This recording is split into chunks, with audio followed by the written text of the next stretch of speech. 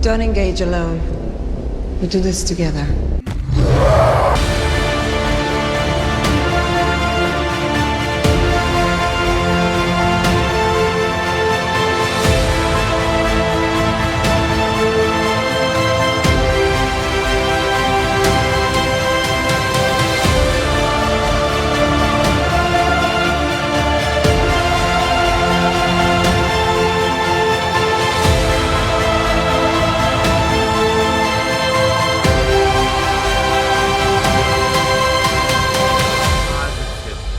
Yeah! Yeah! We got it! We got New 52 booklet. it! Somebody clip this one. Welcome to Comics League Indie Wednesday. Today we go hashtag full freaking circle. I'm here with Nick from the Phoenix Press. What's up, brother? Good. I hear we're here to review some really crappy comics. Yeah, I know. Really bottom of the barrel stuff. Almost Zeb Wells quality. I can't say that. Okay, that's crossing the line. Yeah, I'm sorry, dude. Even I can't say that. I gotta break character and say frick you.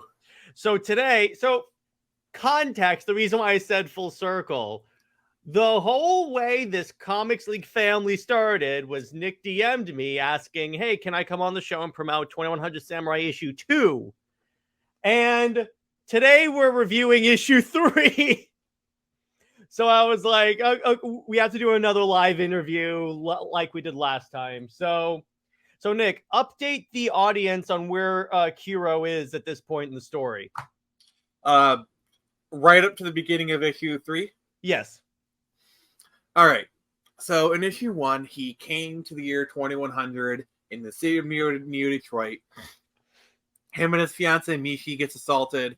Mishi goes missing, and he's left stranded kind of in this alien world. It's a future, but still alien to him. Yeah. And then right at the end of it, he runs this young woman named Tyler. She's kind of got some problems of her own. And yeah. And so just kind of moving the mic. And by the way, if you're paying attention when you're reading these books, you see that Nick crammed a bunch of pop cultural references in there about on like brand as a Zack Snyder movie practically. By the way, how cool would it be if Zack Snyder did 2100 Samurai? 300 style, but 2100 Samurai. Speaking of which, the Rebel Moon t-shirt merch went live. I will say this.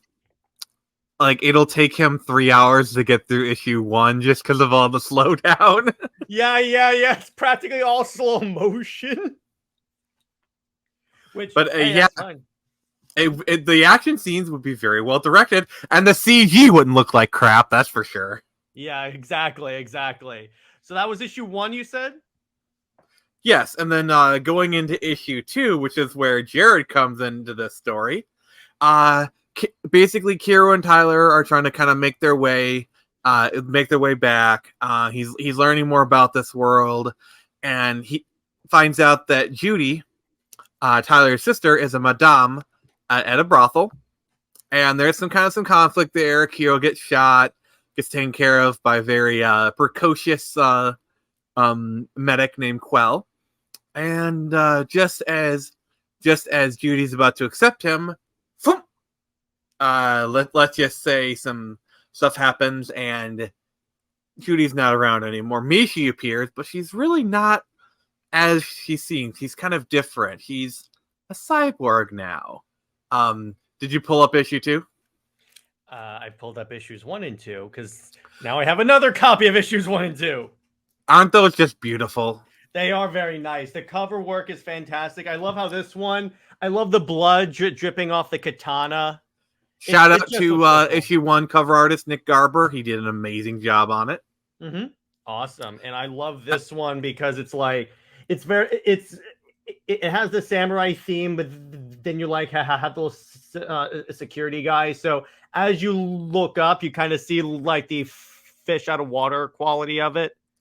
Yeah. So shout out to former Marvel artist Arvell Jones for doing that cover. Sweet. And then our good friend Xevious did issue 3. So, show that up a little more. Like how you sell one. I want people to show and so Jared, tell them exactly the edition you got. Highlight yourself. I got the Blood and Steel edition, which here's the really cool part about it. So first off, this book is black and white, like a classic Japanese manga, except there's something special about the Blood and Steel edition. For those who are fans of like the Wolverine book, Sin City. Yeah, and Sin City, but I'm highlighting Wolverine for a reason. It's like I think it's called Wolverine Yellow and Red or something like that. It's the same concept in this, in that it's black and white, but everywhere where there would be red, like that fireball, like Red. Glenn's jacket, it's red, which it's really cool because it pops really well. And another thing I noticed, Nick, when I was going through issue 3 again to prepare for this interview, I noticed another thing I like. It has a very the thing that gives it that sort of anime quality is like in these scenes, like when he blows the fireball, how there's like no background or anything like that. It's just a blank space. Well, sort of blank. You still have like the lines, but what that communicates is that it's a very anime style book, which I love. It's really cool. Yeah, that's this entire book series was kind of designed to be a bridge between like East and West. It's kind of like an American manga kind of thing. Like I'm trying to blend both styles really, and I think the artist Brian Q, let's just say he understood the assignment. Yeah, he definitely did. His action scenes are freaking dope. The way he communicates motion, all of his stuff is very kinetic. I love it. And plus, here's the thing, and I say this whenever I interview indie creatives, is that it's important to have like the artist that matches the book style, and you have that because it's like he understands the idea of like because he understands a samurai's combat style enough to draw it on the book and verse him against like more modern soldiers, if you know what if that makes sense. Yeah, and that's kind of the entire point of the book, is the dichotomy between old and new. Mm-hmm. And I love, first off, this series is right up my alley for a lot of different reasons, beyond the fact that you're a friend, but it's also because I've always loved stories about like warrior culture, and you get a lot of a Japanese samurai warrior culture in this series. Especially in that issue. Like, yeah. There's a scene at the end, which I thought you were just kind of drinking it in, where Kira was kind of telling a bit of his backstory. I dug that. And I'm like, this makes so much sense. It's really cool. It's very Last Samurai-ish, which I love that movie. And I'm sure you do too. So I'm sure that was an influence. It's like when I was reviewing Born of Blood and I went to Drew and I go, be honest, was 300 an influence? And he goes, of course. By the way, we really need to cover Last Samurai on movie night sometime. Yes, we do. And speaking of which, we may have to put in a Batman movie for September, because the second Saturday of September is Batman Day. We will have discussions. Yes, but by the way, since it's Sci-Fi September, it's probably going to be Return of the Joker. Okay, that's fine. I'll watch that then. I mean, it's both sci-fi and it's Batman. We'll still pick a Batman movie that has sci-fi elements in it. I was gonna suggest Under the Red Hood, but I'll go with that one. Yeah, I mean, we haven't really touched Batman Beyond much. Okay, this is about me, not about you. But yeah, exactly. We're standing here on the precipice of your achievements, not mine. I know exactly. You see how I actually mimed it too. Yeah, I love that. Thank you. Yes, we were in sync there for a moment. It was pretty nice. And I will say, one of the things that I like, because those of you that know me know I'm a freak. I get all the $100 editions of your books. And what I like about this, as opposed to like your other campaigns, is that with the Blood and Steel edition, it's different than the traditional book, and that you get like the different coloration. So it gives the reader a sense of exclusivity. Yeah, that was kind of actually the point. Like that was partially the point, was like I've offered $100 editions where it's a book, but it's like limited. You get your name in the back of the book, and I like those are fine. but I wanted to give someone more exclusivity for their money this go around, and that's why I did it this way. Also, like, color is a little bit more expensive. So, like, I wasn't planning on doing it like the entirety, but it was also a bit of a test bed. So yeah. Also, I wanted to bring up, because this book came with extras, and I pulled out my Cyberfrog trading card album, which I got this because in EVS's campaign, including in Cyberfrog 2, so I'm going to get that when those come in. I have all the books. I have all the cards for all the things I backed, including Screecher, by the way. But I also got the book, got the cards for that you sent out here. Oh, those look beautiful. You share a page with Gabe El Taib. Ooh. So there you go. It's a good place to be. Great place to be, exactly. Two of my favorite books. Two of my favorite indie books. There you go. But yeah, and by the way, speaking of this is also the other part about indie books that ever since I started getting into like crowdfunding books that I like, and EVS has talked about this, is like when you back one of my books, we also give you extras to make it more of a fun experience. You give cards, stickers. I still have to find a place to put the stickers. I'll put them on my gaming PC. When I order it, it'll be on my gaming PC. I mean, I shared a picture of the back of my laptop recently where it's like... Yeah, I saw that. You need to get more, brother. You need to get more. But so I like that. That's a lot. And again, what I like also about this book is, for one thing, if you're paying attention, you get like all the references, like the app, like the classic iPad. But my favorite part is the like goriness and like maturity of the book, because here's the thing: if you take a mature, lady, I'm doing my job. Yes, thank you. If you take a mature like theme and put on a book that's not appropriate for it can lead to like the story not really working out. With this, it's 100% appropriate because first off, it's a samurai, and a lot of that combat seems to be R-rated anyway, particularly if it's like melee combat. Plus, it's like he's fighting people with superpowers, so I'm like, yeah, I like it. It's fine. It's really great. Yeah. This world, I'm not gonna lie, it's basically just I put everything I like into a blender, and like that's just and this is just what come out. So like the world, like the reason I know it's like the world may seem kind of like a little scatterbrained, like, oh, this, but it is basically just like all my favorite things, all my favorite ideas. Just it's your book. But another thing I loved is that in issue, I think it was like 1 or 2, when Hero fights someone, you make a reference to Darth Vader. And when I was reading it, I actually texted Nick. I was like, this is a Darth Vader reference, isn't it? And he's like, you're a smart man.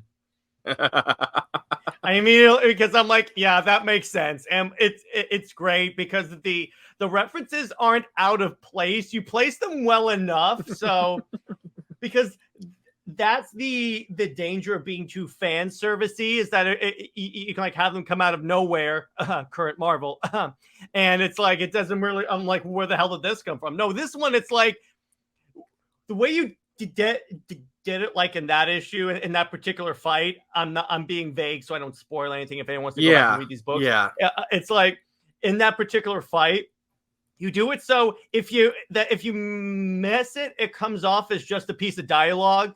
But if you're really keyed in, you're like, oh, I see what he did. Which I did.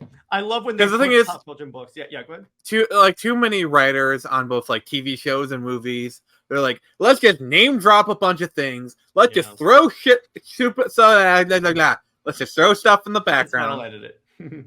Yeah, well, I've evaded enough. So thank you. Anyway, let's just throw stuff in the background, and it's just lazy. I try to integrate it into the story. You know, like I want, like you said, I want it to make sense. Would a person actually say this? Like for example, the Matrix reference I put in at the back of the book, that is locking a very thin line. Like the way that I actually integrated it into like the whole scene and actually made it work, that takes skill. And yes, I am patting myself on the back right now. Which issue was that one again? 3? Okay, I want to see if I can find it. It's towards the end. It's the vulgar one. Yeah, I think I see it. Which, yeah, that works. But again, you integrate to the story because I think about all the issue of the MCU and actually it's not just the MCU. It's even superhero movies that are based on prior IP. Is that they just name drop. Put in this. And I have a theory about this. I'm going to run this by you. I came up with this after watching My Adventures with Superman, which is terrible, by the way. What they do is they try and throw in as many references as possible because they're throwing on nostalgia armor and hoping that the nerds will go, oh, they reference this, and ignore the quality. Permission to hot take. Go ahead. I feel like when it comes to the Wonder Woman theme, the Hans Zimmer Wonder Woman theme, they have overused it well beyond the point of exhaustion. Yes. I'm sorry 100%. If I'm like, there's no reason why. Like in Shazam 2, when Wonder Woman appears and the theme plays, it just jars you. It actually is kind of annoying. It's like every time Wonder Woman appears, you hear that like it's just like they use it like a leitmotif, and it's like in Wonder Woman, like the Patty Jenkins movie, that was great. Like that was a perfect moment to put it in. But every other time they've used it, it has just been jarring and just like I love that theme, by the way. The 3 times I think it was used right was BVS, Wonder Woman, and ZSJL. Now ZSJL had this is my one criticism for ZSJL. They play the ancient incantation music whenever Wonder Woman does anything, and it does come off as like, okay, I get what you're doing here. To be fair, the version of Justice League that doesn't exist has a similar problem with Batman, where they just play the '89 theme, and it's cool. It was cool. Like it was cool to hear the '89 theme, but like, actually, I think the Flash has this same problem as well. It's like they use these classic themes, they just use it so out of place, and like, yeah, they'll just get nostalgic and blah blah blah. Well, in the Flash, it made more sense than in the non-existent cut of Justice League, because at least in the Flash, it was Michael Keaton's Batman. True, but I feel like even then they didn't do a good enough job like integrating it. Like they could have done it better. Yeah, because like the original Batman theme has like a really great like build up to it, and like you could have had the big hit happen right as he flew through the switch, kind of thing. Yeah. Sorry. Whereas the problem with like using the John Williams theme and the Batman theme in that movie, and by that movie I don't mean the Flash. I will disagree with you there. I actually really do like it when he hits Steppenwolf and you hear it was silly. That's not the way the music. That's actually not the way the song goes. It doesn't do that. No, they kind of do like a little like they kind of like a little homage to it. Like, I'm sorry, it's silly as all heck, but god dang, do I love it. I'll show you the clip as soon as we're done here, because they actually don't. They do the John Williams theme when he says "I believe in truth," and then it sounds like it, but it doesn't. But the point is, actually, the only time it was done well was in Black Adam when he emerges from the smoke. I was like, okay. Well, that's because they reorchestrated it to fit with the theme of the scene.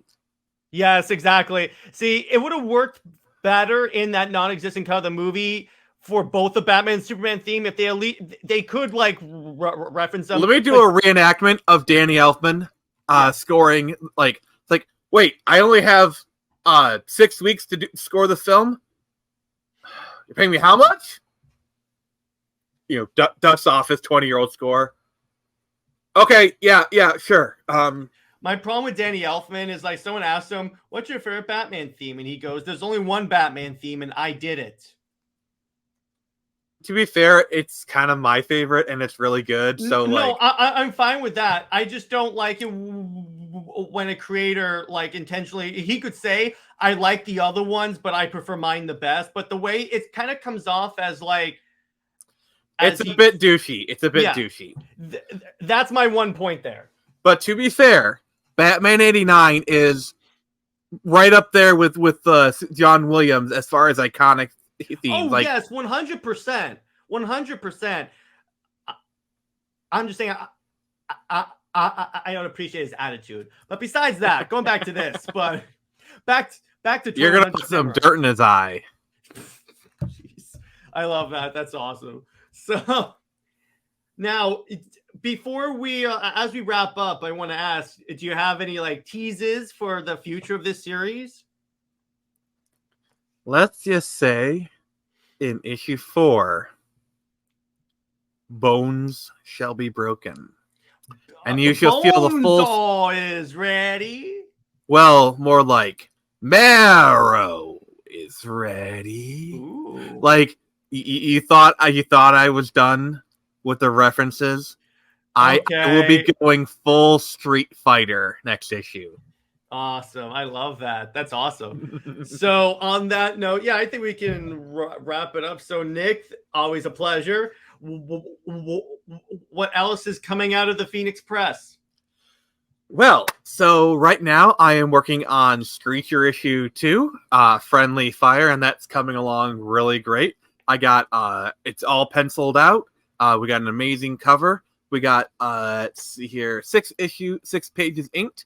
Pages 1 through 5 are getting colored right now. I should have the first pass of those this Friday. Just remember that, Jared.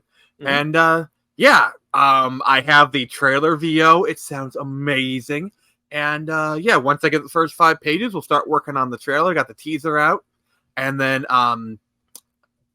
this Friday on the Friday Night Frenzy, I will be premiering the Kickstarter sign-up page. So if you want to sign up to be notified, you can do that then.